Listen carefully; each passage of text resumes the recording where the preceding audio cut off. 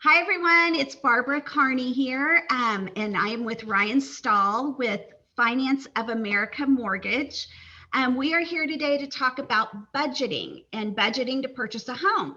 So I'm going to hand it over to the expert and let him give you some details about that, and hopefully we'll answer your questions. Go ahead, Ryan. Thanks, Barbara. Hey guys, in 17 years of doing this, the best thing you can do to help plan for buying a home is to create a written budget. And the purpose of that budget is to determine if you're comfortable with the payment that you think you can afford.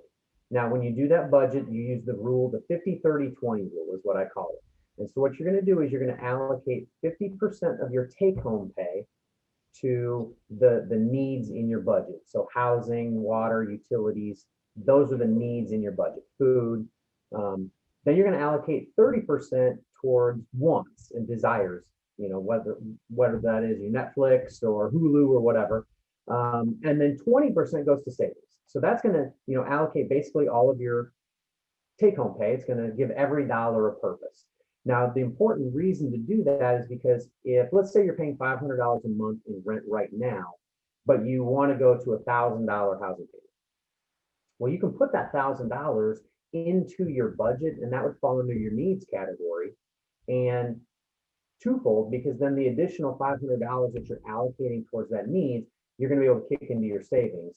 So that's going to help you build up that savings for a down payment. But it also helps determine, are you comfortable having a housing payment of whatever the desired amount is, in this case, the $1,000. So that's the best piece of advice I can give somebody in terms of creating and having a written budget, because it holds you accountable to what you're doing and helps you, get comfortable with what you're looking at a housing expense going forward. Okay, awesome. So is that something, if I'm thinking about purchasing a home and I'm truly green, I have no idea where to start, is that something you would help us do if I sat down with you? Absolutely, yeah.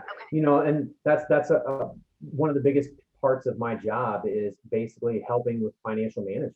And so that's where, the best part about that budget is it really makes you focus on your spending and helps you determine, are there areas that you can trim off?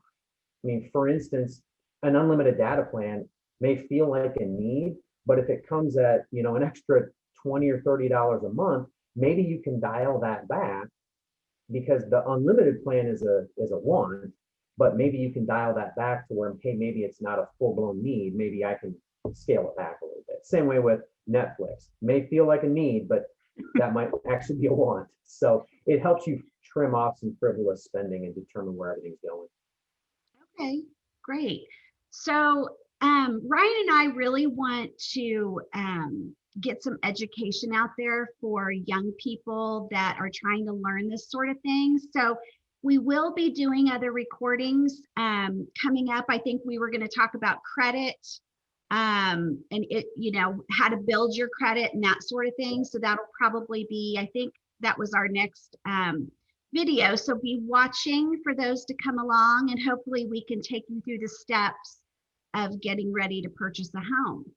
So Ryan, thank you for helping me today. I appreciate it. I try to stay in my lane and I leave the finances up to the professionals.